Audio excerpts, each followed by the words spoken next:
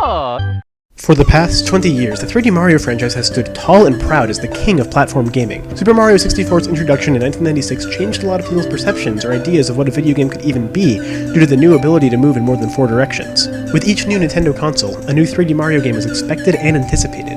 Nintendo has consistently delivered on this expectation, releasing each new 3D Mario game as a completely new experience for the player. The developers built on ideas from previous games, but gave each game a totally new identity. Super Mario Sunshine featured similar ideas as 64, but took place as Mario's tropical vacation instead of showcasing a wide variety of scenery. The transition to Galaxy did the opposite, adding more levels than either of the other 2 games, and focusing more on the player's interaction and immersion in each level. Then, Mario Odyssey came along and mixed the ideas of fewer, more fleshed out worlds with the ever-popular open world concept. While all of this experimentation is going on, the game's composers are playing an equally important role as the developers.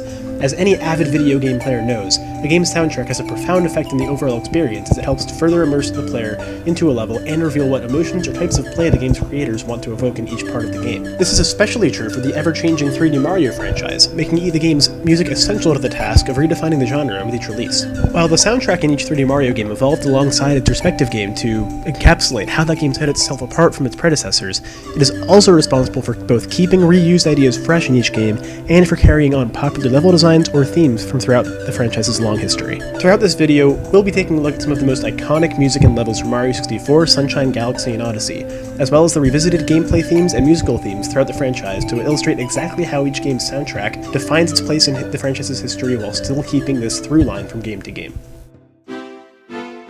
The Nintendo 64 console was a technological marvel, in that it could finally render 3D models and have the player's character exist in a 3D space. This really changed what it meant to be a video game for a lot of people. Now, when talking about the Nintendo 64 and how revolutionary it was in the gameplay scene, most of the attention usually goes to the graphics and being able to render levels and characters in 3 dimensions. But what gets a little bit less attention, and what is equally important, is the new way of incorporating the soundtrack and sound effects into each game. The Nintendo 64 was able to use a technique which streamed musical samples straight from memory to the speakers instead of constantly running calculations to generate a sound like the SNES, which opened the door for more complicated, longer, or more involved soundtracks which could be recorded ahead of time and then used in the game whenever it was necessary. Nintendo's new approach to their technology was so bold that they even started designing controllers for people with 3 hands. Because of all this innovation with 3D platforming, the developers decided to primarily focus Mario 64 on movement. Giving the player so many options, all of which are relatively easy to execute, the levels had to be designed such that the solutions to platforming challenges were clear, while still giving the player the freedom to experiment and figure out what worked on their own. The levels in Mario 64 worked almost like a backdrop to this idea, taking the player through various environments. Bob-omb Battlefield, for example, is an unintimidating first level which lets the player really start to experiment with how the game is played, with an upbeat, jazzy tune accompanying the level. Jolly Roger Bay takes the player to the ocean's floor with the soundtrack taking on a beautiful, relaxing tune. Shifting Sandland sends you to the desert with a mysterious, puzzling tune playing. All of these levels are designed with that central idea of getting the player to understand and experiment with the movement, and the soundtrack is largely used to accompany each level's environment. After all of that innovation and success, Mario players were left waiting for 6 years for a new game. In 2002, Nintendo finally delivered with the release of Super Mario Sunshine.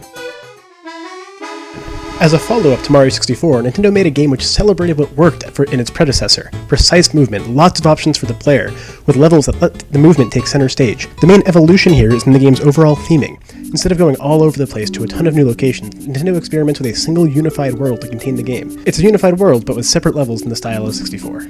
As for gameplay, all of the DNA from Mario 64 is still there, except that Nintendo added one new idea, the Flood device, a water jetpack which Mario carries with him for the entire game, as the developers have expanded on a single idea to fill up a full, however many hour game. This marks a key difference between Mario Sunshine and Mario 64. Since so much of the groundwork is already there from 64, Nintendo experiments here by just taking their favorite level and gameplay ideas and making them into an entire game. This evolution is accentuated by the soundtrack. Not only does it sound like every track could be played by one band's instrumentation, but many of the different levels' music is a recomposition of the main Delfino Plaza theme. Delfino Plaza is the game's hub world, and has this iconic beach theme melody, which plays while you're there. Now when you drop into Bianco Hills, Rico Harbor, and Gelato Beach, take a listen to each of their soundtracks in order, and notice how they all share that Delfino Plaza theme.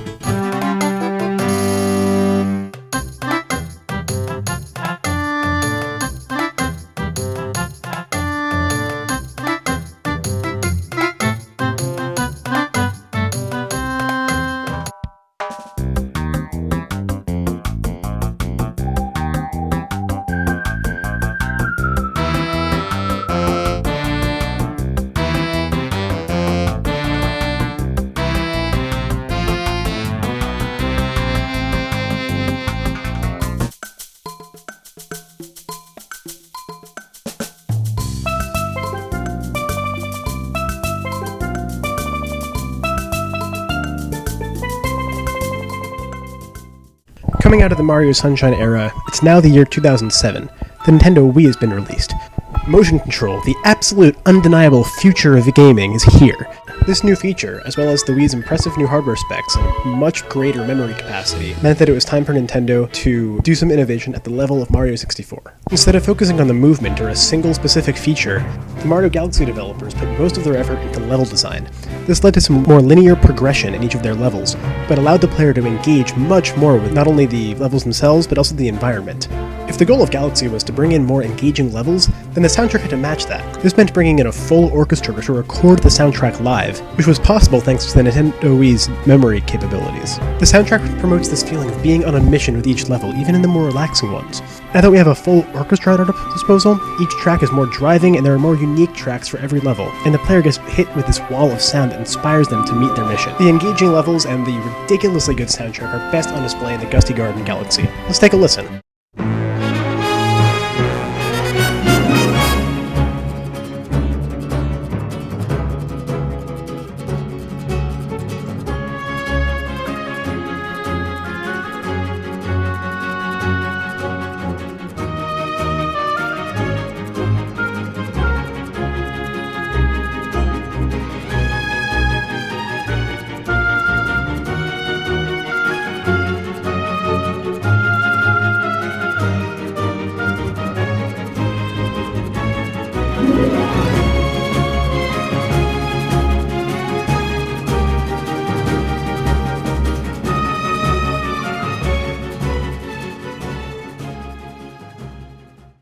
Following the success of Mario Galaxy, Nintendo introduced a few games that followed the same sort of pattern. These games were Galaxy 2, Mario 3D Land, and Mario 3D World. None of these break the formula that much, except for 3D Land and 3D World kind of bringing in elements of the old school Mario Bros. Games. After about 10 years of this being the form of a lot of 3D Mario games, it was time to change up the formula once again.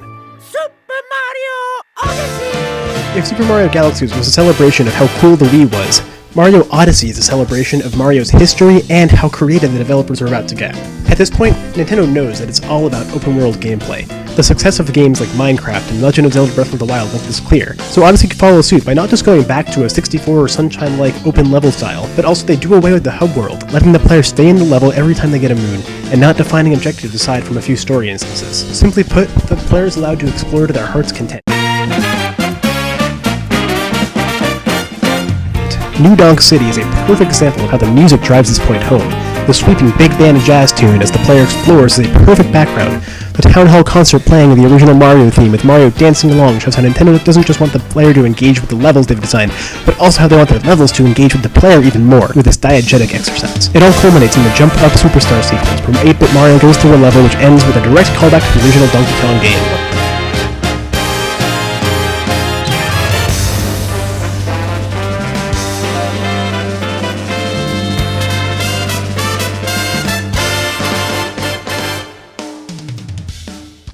While every 3D Mario game has a commitment to staying fresh and setting itself apart from its predecessor, they are still a part of the same series, and to that end rely on similar themes from game to game. For our first example, let's take a look at the ghost levels in Mario 64, Sunshine, and Galaxy. This case study here aims to show how, despite bringing in 3 different iterations of haunted levels in Mario games, the music keeps the overall mood and purpose of these levels remarkably fresh. First, let's take a look at the ghost level in Mario 64. Its purpose is to be terrifying. The music is unsettling with long drones and not much of a melody. If hearing this wasn't enough, there's a section of the level where a piano literally attacks the player. Jumping into the ghost house's basement brings in one of the most interesting uses of diegetic sound in the game with the Boo merry-go-round, whose carnival music you can hear from outside the room it plays in.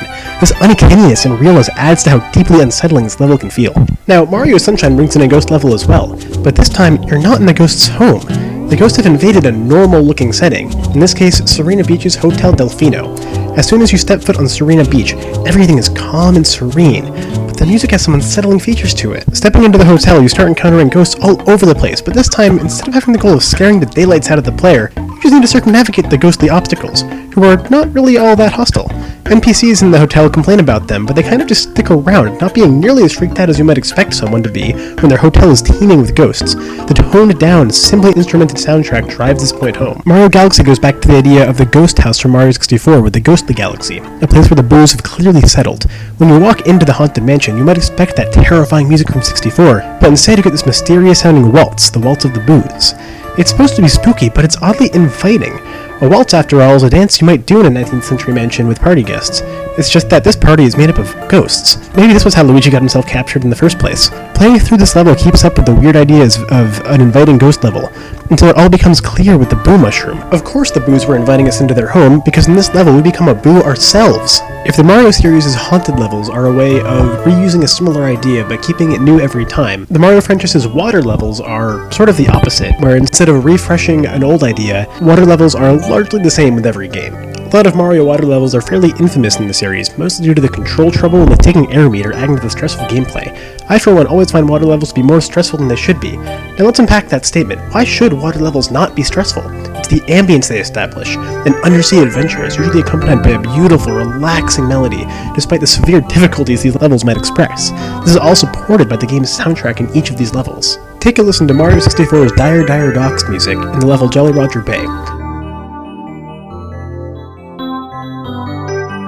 Let's just chill out, listen to this arpeggiated major 7th chord with a melody in a major key which modulates a couple times, and something musically interesting happens, but it's all very soothing. I actually asked my roommate what Mario level he thought was accompanied, and he said, I bet it's one of those trippy, frustrating water levels. Now that's the most spot-on description I could possibly give. Now, even though Mario Sunshine kind of seems like one big water level for the entire game, there's one sub-area in the level Noki Bay that actually has the player underwater the entire time. There's one somewhat hard to find optional level in the game that plays this beautiful theme called Deep Sea of Mar. Now let's take a very close listen and just see how similar it is to the Dire Dire Docks theme from Mario 64.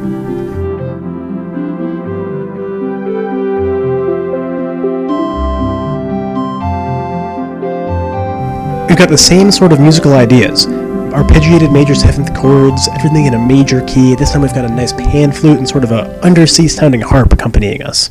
Now as for Mario Galaxy, there are a couple different levels that we could talk about, but I want to talk about the one that breaks the tradition a little bit of what a Mario water level typically is. It's my favorite level in the game, the Buoy Base Galaxy.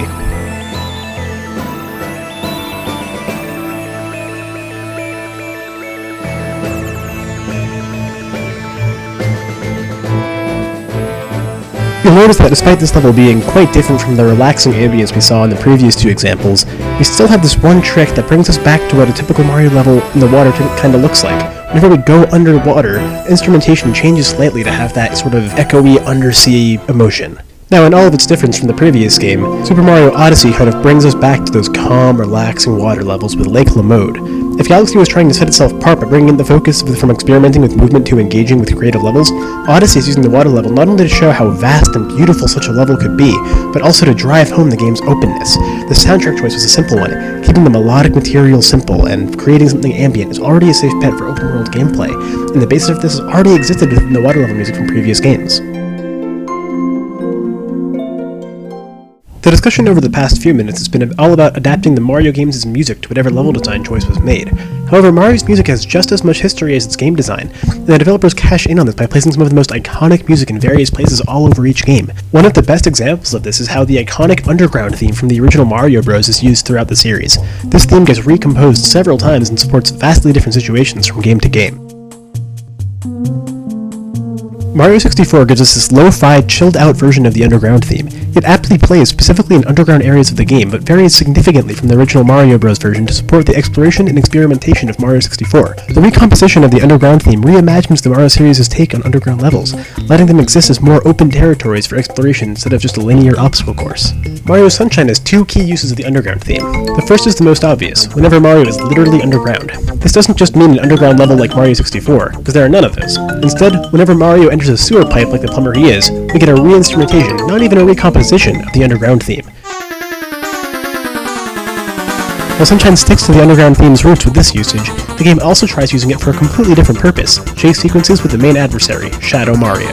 This is a proper recomposition, which essentially is the opposite of Mario 64's. Now we have a high-energy, troublesome version of the Underground theme as we chase Shadow Mario all over each level. Just like how Mario Galaxy made such a stark change to the series' gameplay, it also defines a very specific use for the Underground theme. This time, the original Underground theme is largely unchanged except for a simple, sort of stressful sounding accompaniment, and is used for levels that are based around puzzles, like the Flip Switch Galaxy. These levels, or portions of levels, which use the Underground theme, take a break from the start-to-end obstacle course featured in most of the game, and instead have the player run around one area solving problems. Because of its familiarity and simple, single-instrument melody, the Underground theme suits this kind of area well. It goes without saying that the soundtrack for every 3D Mario game really helps to make them the monstrous successes they are, not only achieving critical acclaim for their time, but also easily standing the test of time. They hold up so well that Nintendo re-released the first three as recently as last year, which is why you get to see them all in HD throughout this video. The significance of their soundtracks not only in defining their uniqueness as standalone games, but also in their ability to clarify long-running themes throughout the franchise, has been key to their continued success over the years. Every musical throwback, reference, and auditory cue helps make these games truly unique, showing precisely how vital a game's soundtrack is to helping it become a smash hit for the ages.